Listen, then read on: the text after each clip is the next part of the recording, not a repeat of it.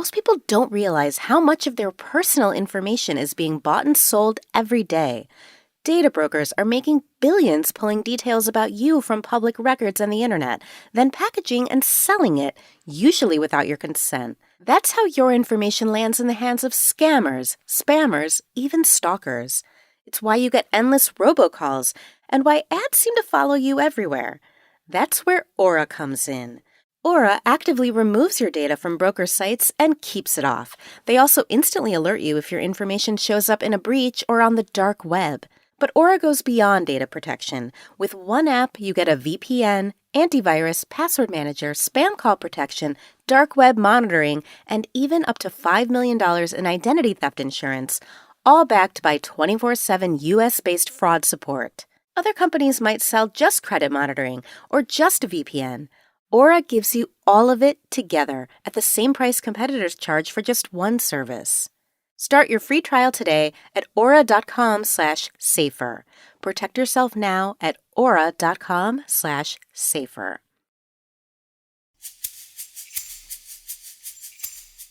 Hey there, it's Trey K, host of Us and Them. And this Encore episode of our show is just as relevant today as it was when it first aired in April of 2024. May is National Foster Care Month, which serves to recognize children who need safe, stable care and to honor foster families. In this episode, we'll hear from a number of people whose lives have been touched by foster care. And at the end of the show, we'll update their stories to let you know the latest.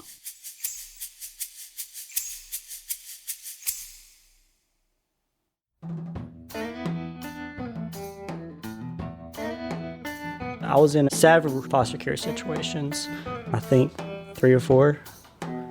They always seemed short and seemed as if we were getting bounced around. That's Dominic Snuffer. He was 5 when he and his 4 younger siblings went into the first of their foster care homes. The hard parts was probably just the beginning on how much I just always tried to keep my siblings in check. I felt as if they behaved in a way, just like the other situations, we might get taken away. Reunification with a child's biological family or a relative is often the goal. However, about a third of children in foster care are ultimately adopted by their foster parents. Feels like yesterday that I got adopted. It went by fast. The things that make me smile was definitely adoption day, because I knew I finally found a family, and another I could try and live out the rest of my childhood.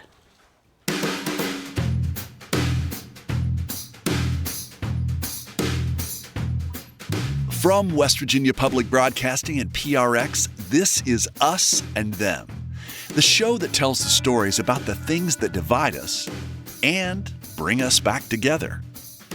I'm Trey K. Nationwide, there are more than 390,000 children in foster care. But last year, more than half of all states saw a big drop in the number of licensed foster care homes. While there may be many reasons for that, a primary factor is that new foster parents don't stay in the system for long. Meanwhile, more vulnerable children need support and care. So today, we hear from several people who share their experiences about what it's like to navigate this complex system. Literally every state has their challenges with just having enough viable foster homes to house the kids that are coming into care.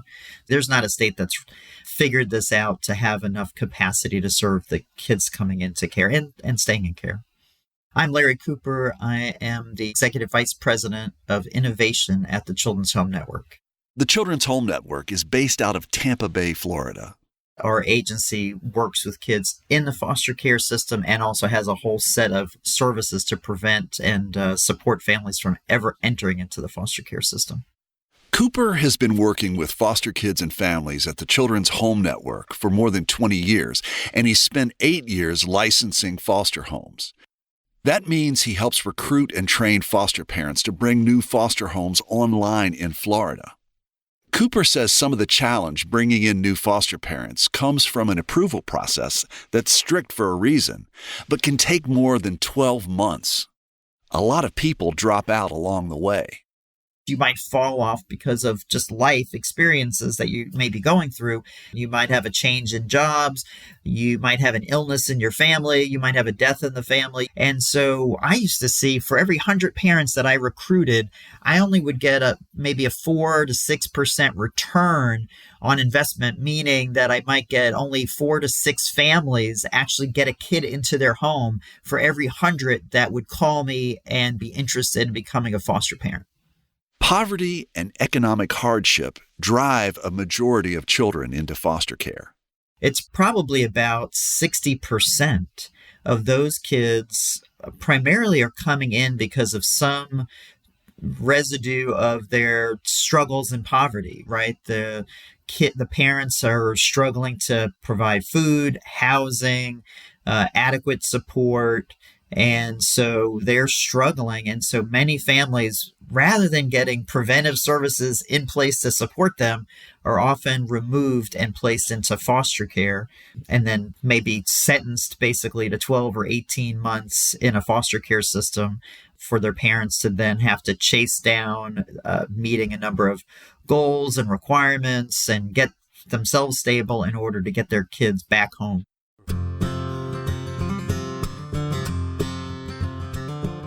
As of March 2024, there are just over 6,000 children in West Virginia's foster care system. The West Virginia Center on Budget and Policy reports that the state places 4 times as many children per capita into the foster care system as the United States as a whole. Most of the cases are related to parental substance use or child neglect.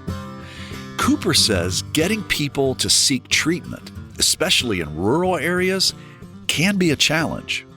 Certainly, families that live in more rural communities have even less access to substance abuse treatment and prevention services. And then you just have that general lack of trust that families have for these formal systems. So there's already a general distrust for systems of large statewide systems of care. And so families avoid services in a lot of cases because they just don't trust that services are going to be in their best interest and actually help their family.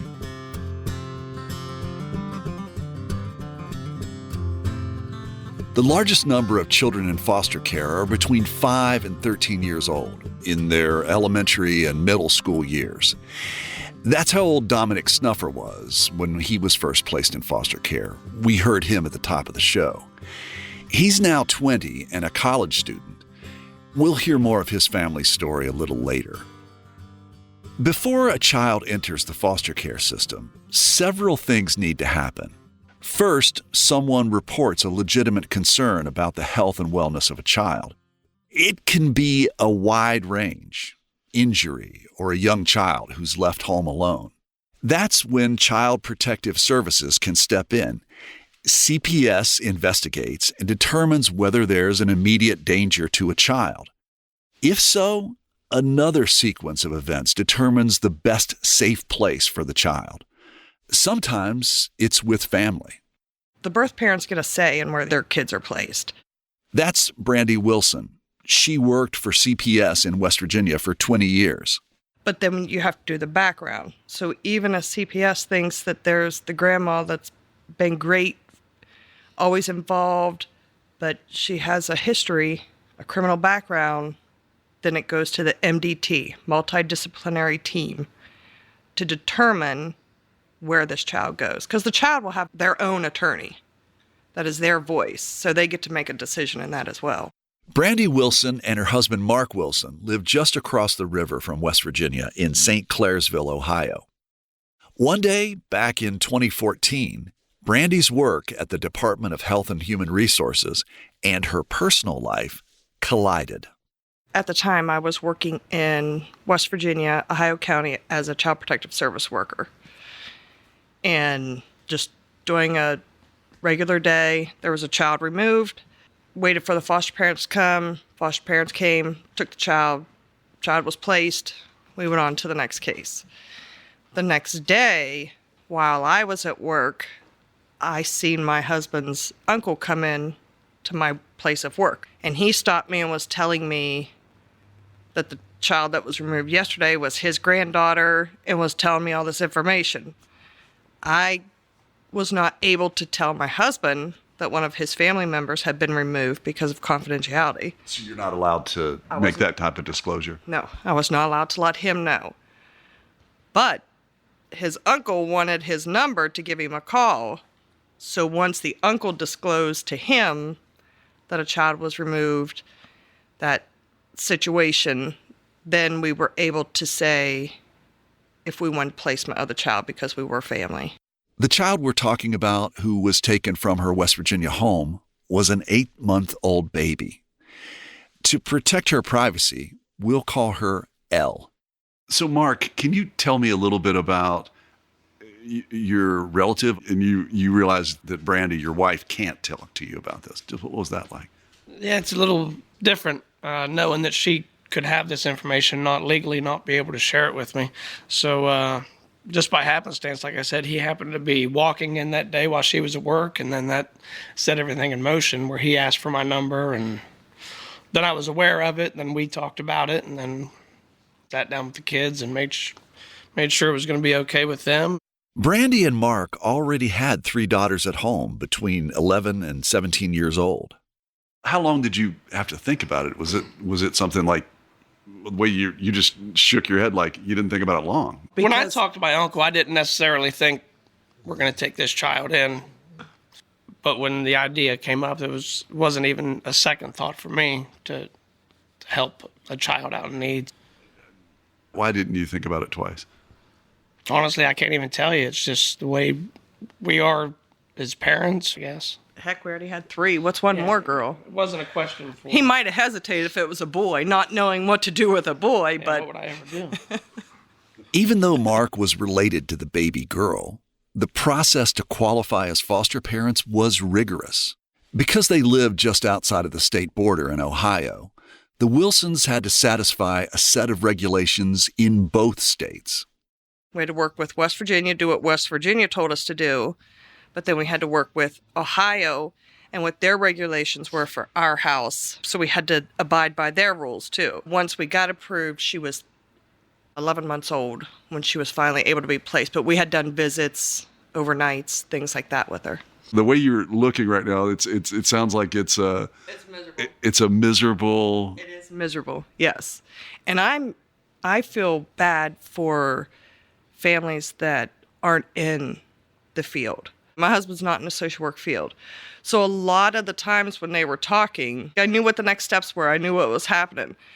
But he would be like, so what happens now? For people that aren't in the field and know the terminology and know what the next steps are, it is very confusing, very overwhelming. Brandy says her professional background helped her navigate the experience.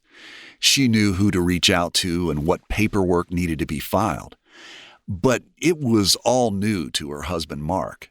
Once the Wilsons were approved as Elle's foster parents, the hearings and court appearances continued regarding the child's custody. It's unlike anything I'd ever experienced before. What they were talking about, the steps that they have to go through. Can you tell me some of the steps?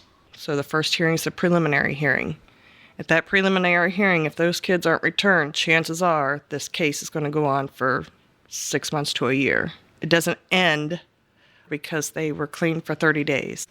Let's say, I don't know what happened in this situation, but if they got in recovery and they were kind of making steps to make sure that they were more responsible parents, then it could be that even though you were probably acting in a foster parent situation, that it could be that the child were returned to the parents, right? Yes, they could have been reunified.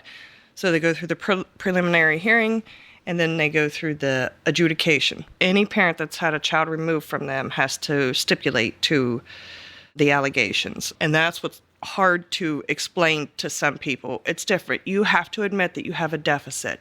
Yes, I struggle with domestic violence. Yes, I struggle with drugs. Yes, I struggle with being homeless. So they have to admit where their deficit is so that they can work towards fixing it to ensure a safe environment for the child. And so they go through an improvement period. You get a 6-month improvement period to go to rehab, to go to counseling, to go to whatever. Brandy says, according to court documents, Elle's parents were doing well and showing signs that they did want to get her back. And then it got to the disposition. Are they going to relinquish their parental rights, or are they going to be terminated? Or reunified, right? Yeah, the disposition could have been reunified. So how did this process go? There's 3 choices: relinquish, there could be improvement, or that the state could terminate. So what happened here? They wanted a hearing. They felt that they had done enough. They were doing well. They were fighting to have her placed back in the home. And then by the end of the court hearing, they took a break and come back out and relinquished. So the state showed up and said, well, you say that you would like to bring this child back in, but we have this example and this example and this example, which that does not instill confidence in us that you're really doing what you need to do. And we don't think you have not really improved this situation. Yes, that's exactly. But they felt that they had done enough to be able to get her back, so they wanted to fight it. And they fought for a while until the state started bringing in witnesses, and they asked their attorneys for a break. And then they come back out and they relinquished. What was that moment like? When they came back from the recess and they both took the stand and said that they give up the rights to their child, I just started breaking down. And she was sitting beside me like this, and she looked over at me. She said, "What's wrong?" I said, "I could never imagine saying that about my own child." She was kind of numb to it because she's worked in the field. It was hard to hear somebody say that. It wasn't until he was sitting next to me in the courtroom that I realized not everybody hears relinquishment. Not everybody hears abuse, neglect. Not everybody hears that as CPS workers do and are just everyday language. So once I was with him and realized, okay, this isn't everybody's life. They may have drug issues, domestic violence, gangs coming in and out of their home, but these words are not everyday life for a lot of people. That wasn't the end of the process for the Wilsons. After Elle's parents relinquished their legal rights, the baby's maternal grandmother tried to get custody, even though Elle's mother didn't want it to happen. It took over 2 years of court hearings and psychological evaluations before Brandy and Mark were able to legally adopt Elle. You say the whole thing took 3 years. Is that a normal timeline for this type of kinship adoption? No, it's not typical. Most kinship placements are either with grandparents or with an aunt, somebody that's close with the family. So there's usually not other parties intervening and wanting that chance at placement.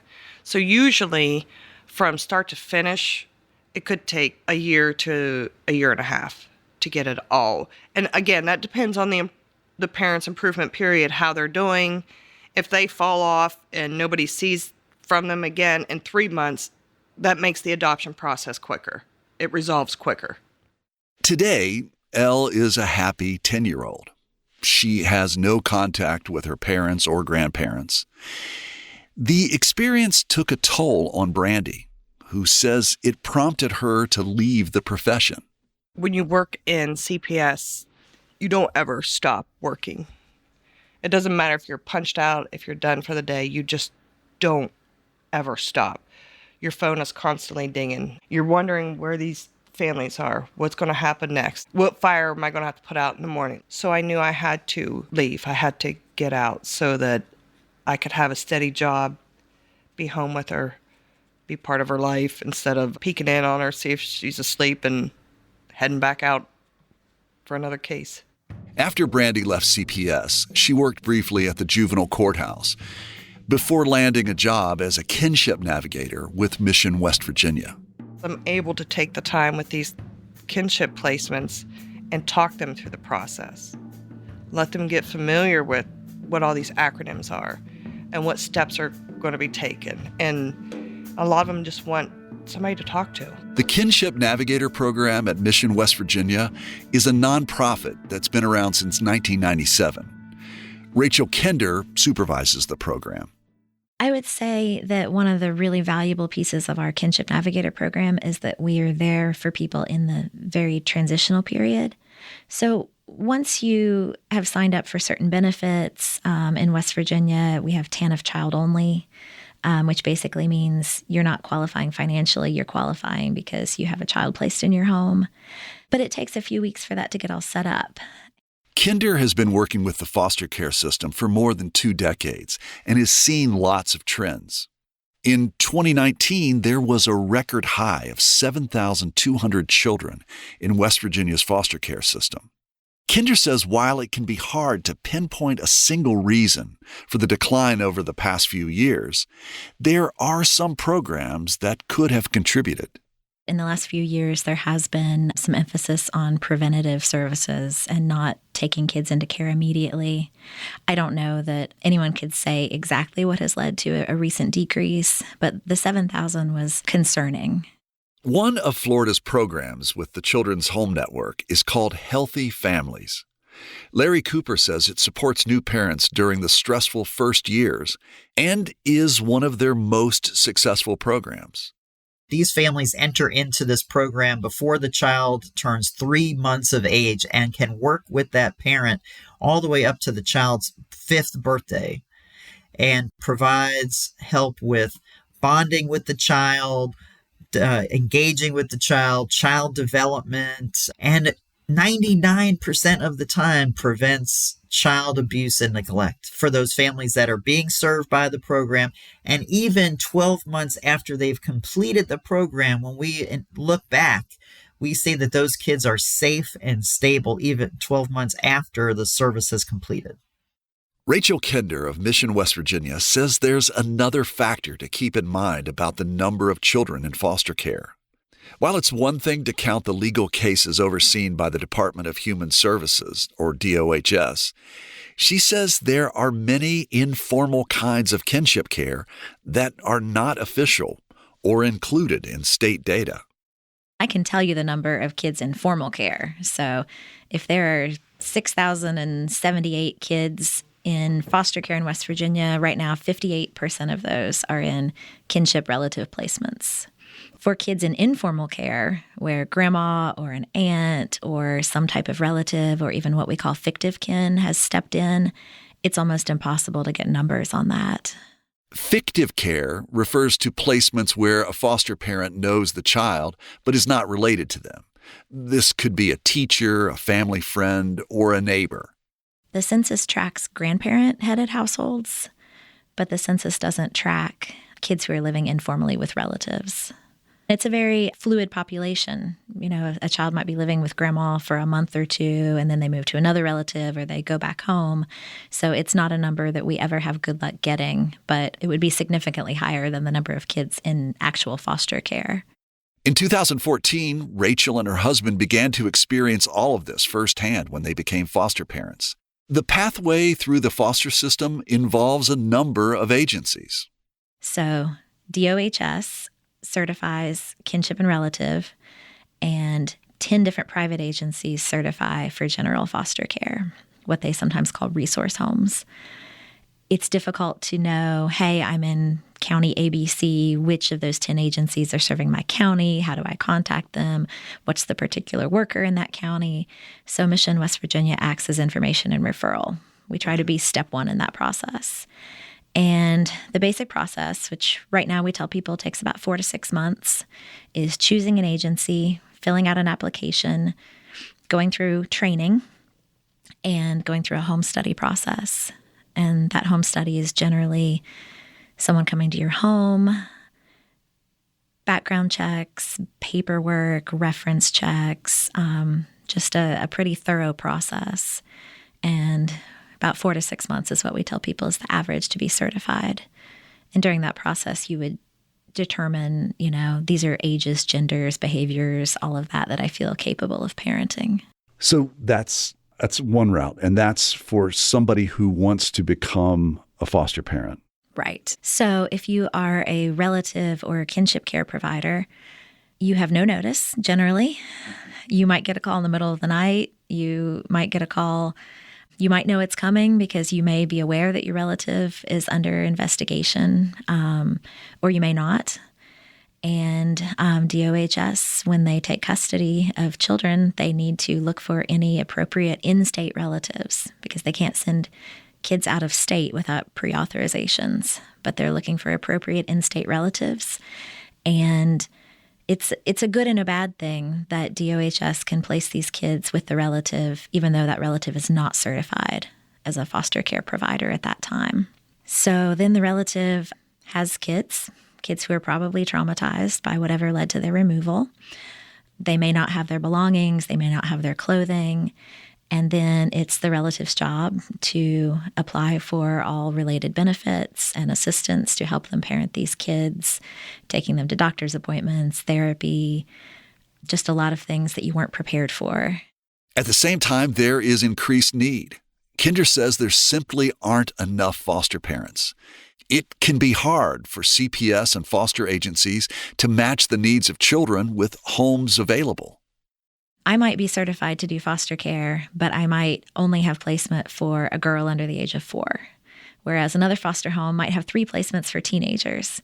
Foster parents have different capabilities. So when my husband and I were certified, we were certified for basically 5 and under. And it wasn't as much, hey, I only want to parent young kids, but there was no after-school care in our county.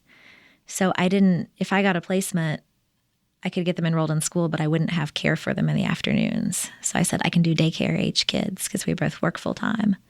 So every family has very specific circumstances. And you get certified based on, who you feel capable of parenting. That doesn't mean that they're not going to call you with every possible scenario. There are families certified for 2 and under who would get a call on teenagers because they need a placement for a teenager. What I always tell people when they're new to the system is, whatever you're told when that child is placed, expect it to do a 180 throughout the case. It's a giant roller coaster. It's emotional. And there's just, we don't have magic calculators to kind of predict where that case is going to go. Does West Virginia face a different range of challenges in keeping the nuclear family together as opposed to other states or other regions of the country? When we look for data or when we look for programming that is like ours, we look to other kind of rural Appalachian states, and we pretty easily match what's going on there. I know that compared to other states, we do better at keeping kids with kinship and relative care. But I would say barriers are just poverty, and there's always so much lack of services that the kids and families need. So when you are working with a family that has a generation missing, in some cases it could be the parents, but it could also be the grandparents. Right. What are the most important things to consider? I think the really hard part for these families is that, one, say the kids are placed with grandparents. The grandparents have lost their ability to be grandparents. You can't spoil the kids. You're not someone there for a special occasion. You have to be the parents. You have to be tough on them. And you really, very sadly, lose that role as grandparent. And then also that changes the relationship that they have with their son or daughter, because their relationship is dictated by DOHS to say your son or daughter cannot come to your home anymore. They can't see the kids, or they can't see the kids without supervision. And in some really tough cases, they're essentially having to choose their grandkids over their own kids. When we're working with that kind of situation, one of the categories that we kind of try to capture, which is really hard to capture in data, is just being an emotional support to the families. And I have different categories like listening ear versus validation, and it gets kind of silly. But really, just someone on that other end of the phone that they can vent to, that they can kind of share their concerns with, that they can feel someone is listening to them. Because with worker caseloads the way that they are, there's not a CPS worker that has an hour to spend on the phone with these relatives, and we do in some ways. And just making them feel heard has been significant. When we come back from a break, we'll visit with the Snuffers, a West Virginia family that has taken in dozens of children. A lot of those kids were when our older kids were younger than they are now. because our oldest son's 23. When he was in high school, he had a terrible habit of taking after us and bringing kids home that needed help. And we'll hear from Larry Cooper about how to provide more support for a system with growing needs. I think part of the challenge is how do we introduce legislators to those families that are doing amazing for kids and breaking that stigma, those myths of, well, these are just people who are just sucking off of the system. I'm Trey Kay, and you're listening to Us and Them. Our show is supported in part by the West Virginia Humanities Council and the CRC Foundation.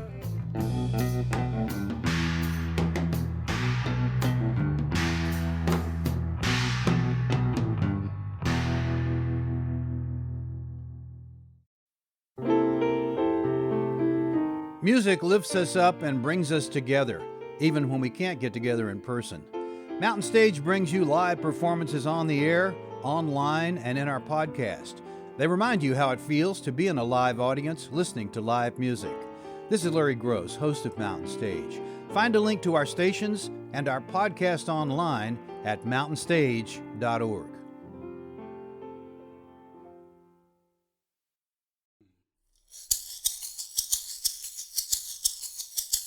Hey, it's Trey, and you're listening to Us and Them from PRX and West Virginia Public Broadcasting.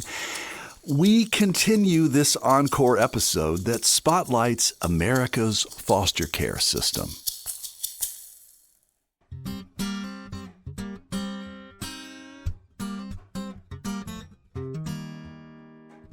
I'm Trey Kay, and this is Us and Them from PRX and West Virginia Public Broadcasting.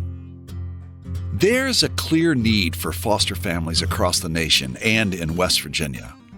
Nikki Snuffer and her wife Louisa knew they would consider becoming foster parents when it came time for them to start a family. There's a lot going on in their Sissonville home. The couple currently has 12 children, ranging from ages 10 months to 20 years old. Plus, they breed French bulldogs. In addition to all that activity, it's clear there's a lot of love in this home. The Snuffers got involved with foster care because of Louisa's childhood.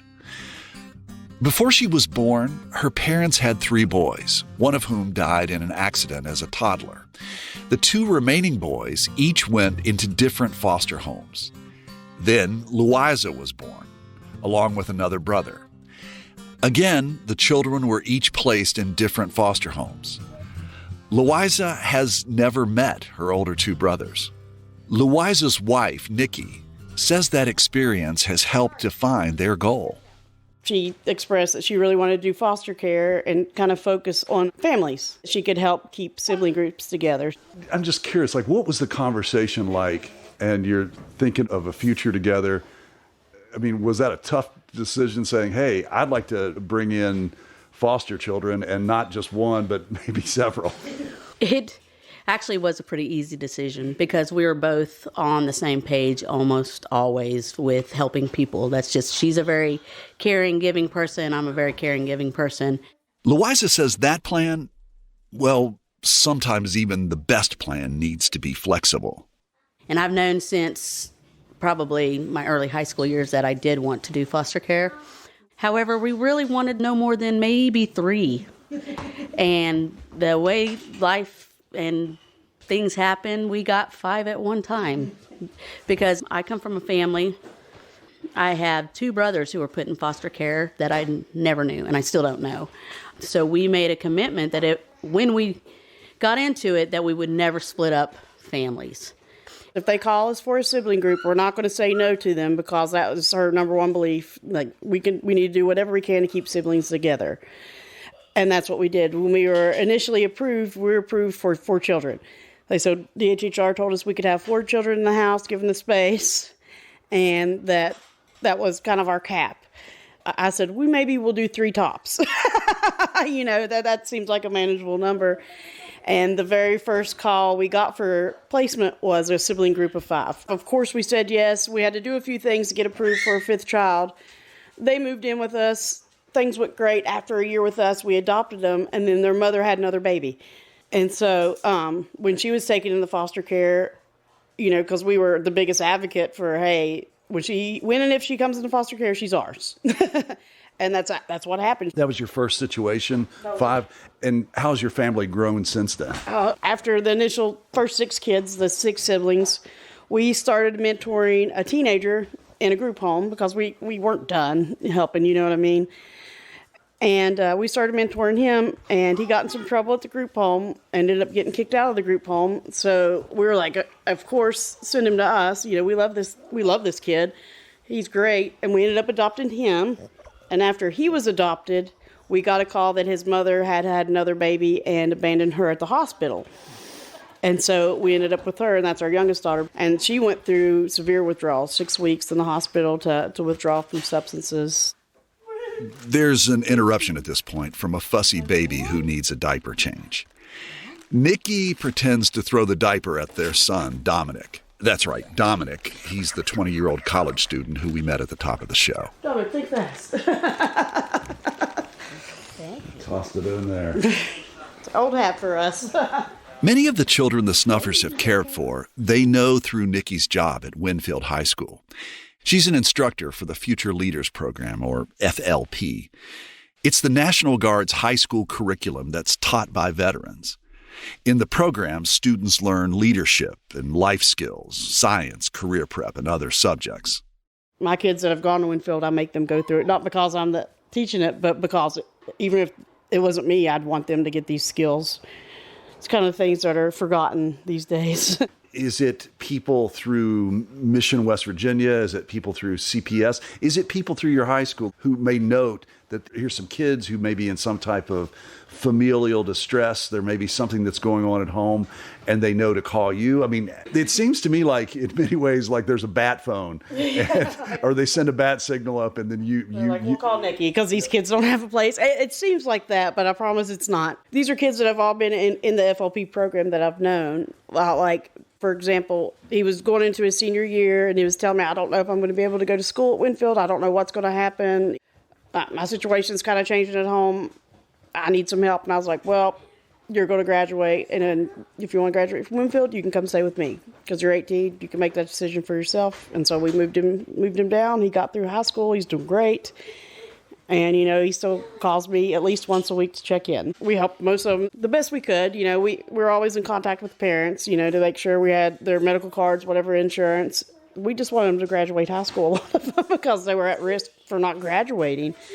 One boy, we would drive to school every day to make sure he wasn't leaving the school because he just had a terrible habit of skipping. And we got added to all of his stuff, so his teachers would call and check in with us instead of his father. And I mean, we really tried with him. He didn't graduate, but he was one, like we put a lot of time and effort into him.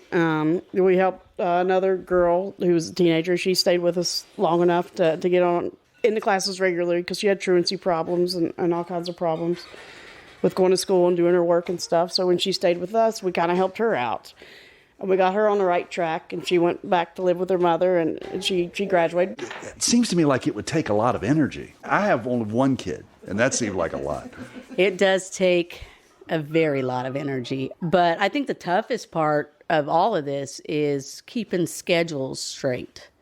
For example, all the dentist appointments and doctor's appointments and sports schedules, because we have now 4 of them in sports. That is the most difficult thing for me, to try to keep everybody's stuff straight and remember everything. However, it kind of just flows.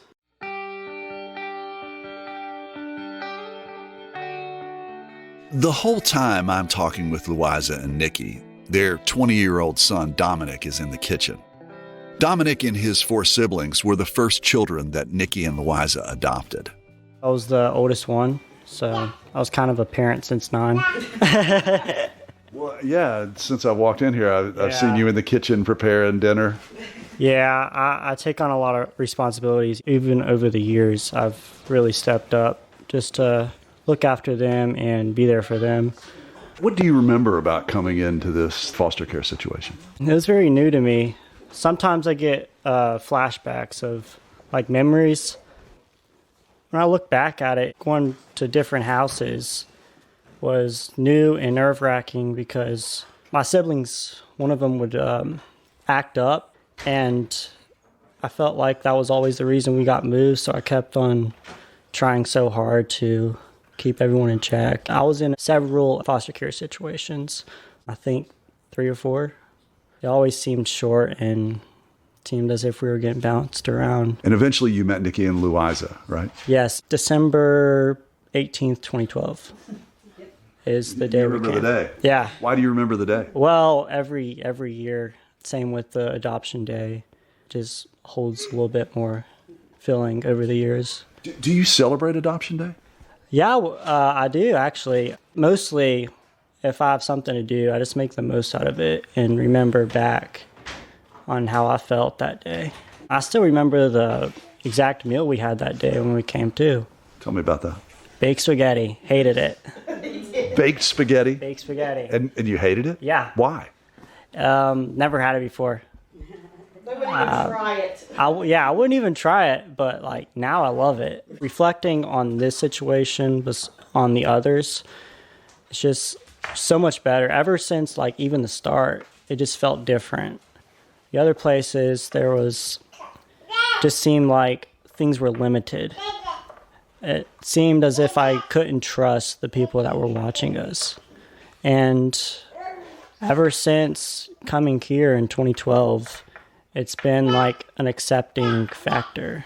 It's ever since felt like a collective unit. I didn't have to always try so hard. I'm wondering what the last 12 years has felt like for you. Has it seemed like kind of like, you know, you've really logged a lot of time here and it seems like a long time, or is it just blown by? Feels like yesterday that I got adopted. It went by fast. It still feels like it. Even though I've known so much time has gone by, it just felt so fast. What were the hard parts and what were the parts that make you smile? The hard parts was probably just the beginning on how much I just always tried to keep my siblings in check. I guess starting off, I felt as if they behaved in a way, just like the other situations, we might get taken away. So the hardest parts was, I think, just me being in my own head, thinking I have to do all this and that. But the things that make me smile was definitely adoption day, because I knew I finally found a family, and another I could try and live out the rest of my childhood. When you say that, I get this idea of you being kind of tense, like you're the one who was like kind of watching out for everybody, but that when you came here, maybe you could relax a little bit? Yeah, after a while, I could relax a little bit. Starting off, even all the way until, not even all the way to adoption, really. It just felt so tense. I wasn't used to, having a dinner set. I was always tense on knowing what time everything was, like what time will dinner be, what time will we do this and that. And it was just new to me because I never had like a set schedule. I never knew when my next meal was or if I was ever going to not have another one. And so in a way, when you came here and you kind of set into a system. Yeah, into a system. Always felt as if I was on my own, just scavenging the rest along and being the leader of everyone. When he first got here, he was in a parent role with his siblings. He had a sister who was very difficult. She was a very difficult child. And she had RAD. And that's a reactive attachment disorder. And it's a part of a trauma. It comes from trauma. They moved a lot because foster parents could not manage that. It's very difficult, it really is. So he came very tense and very angry. He would get very angry because he was afraid that they would have to move again. And this went on for a while. What was it like for you two? You've never done this before. B, you said maybe you wanted 2 or 3, you got 5. And C, you got one of them with a term I've just learned, which is RAD, which is, say it again? Reactive attachment disorder. So how did you get your arms around that? I grew up in a children's home, and growing up in a children's home, I learned the tools that I needed to be able to deal with this kind of behavior because I have seen it before. and I had parents, they were not called foster parents, they're called house parents, but I saw how they dealt with people with behavior needs. So it wasn't easy, I'll tell you that, but I at least had some tools that I could use.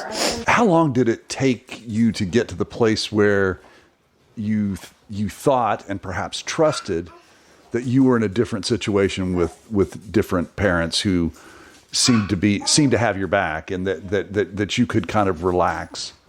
After so much of her misbehaving, we didn't go anywhere.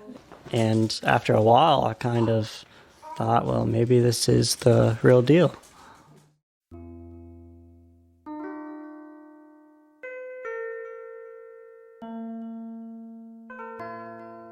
Larry Cooper of Florida's Children's Home Network says the issue is so multifaceted, it will take a lot more than just families stepping up to become foster parents. He says the truth is, many still hold outdated notions about who gets placed in foster care and whether or not they deserve help.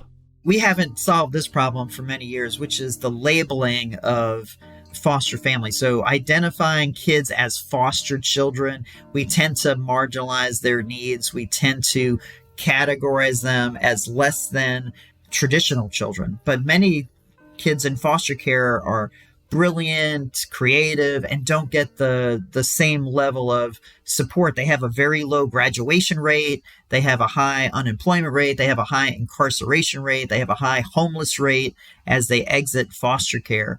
And so when I talk to legislators, and I even talk to them about kinship care families, they say, well, the apple doesn't fall far from the tree, Larry.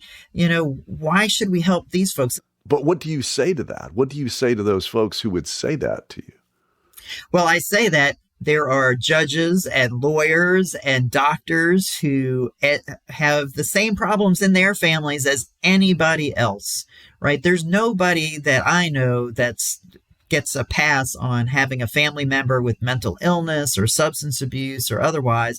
We just don't hear about it because those people have the resources to help their family member or their family's child, and they don't come into the awareness of the foster care system. When you're impoverished and you don't have the resources, you get, looked at differently. Cooper says this is where kinship navigator programs can be extremely helpful. Kinship navigator programs that we're seeing pop up around the country are specifically for those grand families, have helped families like, where's the food bank? How do we help you apply for these benefits? Like the cash assistance, just for one example, only 10% of grandparents that are eligible to get cash assistance for them raising a grandchild, only 10% are accessing those dollars. So that means 90% are not accessing the minimal financial assistance that they need to raise that child that came into their home due to a crisis. And so we have to first make them aware of it.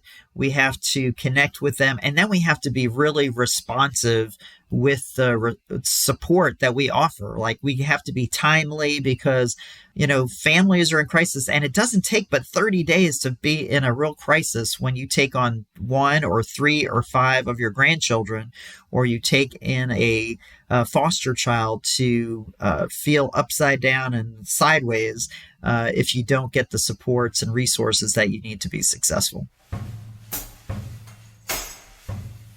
Nikki and Louisa Snuffer say the need is real in West Virginia.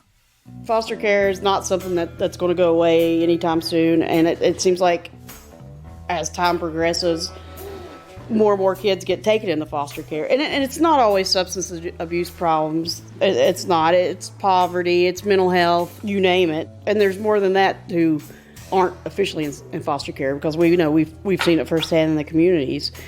Her cousin actually took on 2 little girls from her church, and they just were adopted by her. And she's a single mom now with 2 little girls. Didn't ever want children, but kind of worked out for her that way.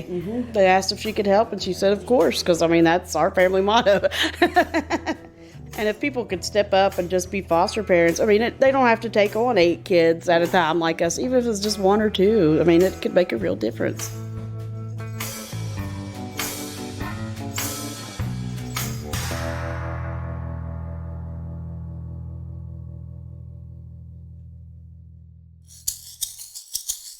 Hey, Trey here.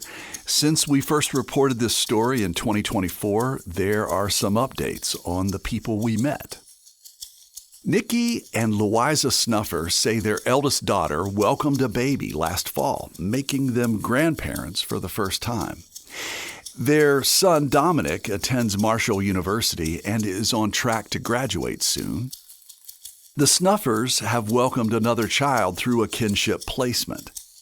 Nikki now works with the Mountaineer Challenge Academy, a residential program that helps at-risk teenagers pursue education, structure, and career training. Larry Cooper remains Executive Vice President of Innovation at Children's Home Network in Florida.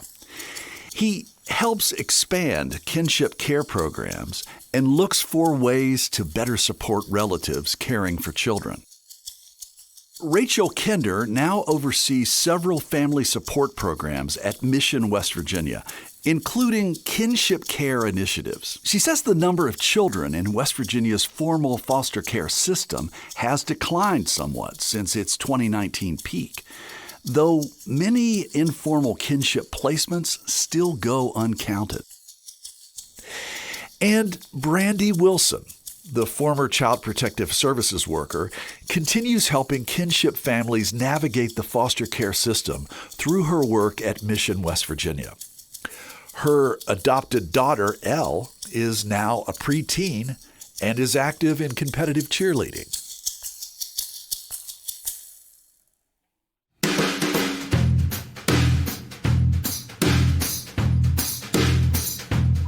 You've been listening to Us and Them. Our team for this episode was me, Trey Kay, Samantha Gatzik, and Kate Smith. Special thanks to Rachel Rosenberg and Emily Bakir from Child Trends, and Melinda Perez Porter of the Brookdale Foundation Group's Relatives as Parents program.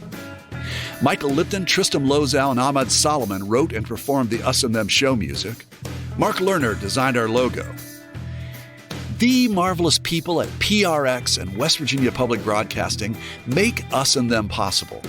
So do grants from the Corporation for Public Broadcasting, the West Virginia Humanities Council, the CRC Foundation, and the Daywood Foundation. Hey, we'd love to get your thoughts about this episode. Could you share them with us on our Facebook page or on X, formerly known as Twitter, at Us Them Podcast? Us and Them was originally developed with assistance from the mentorship program at AIR, the Association of Independents in Radio. We'll see you next time on Us and Them.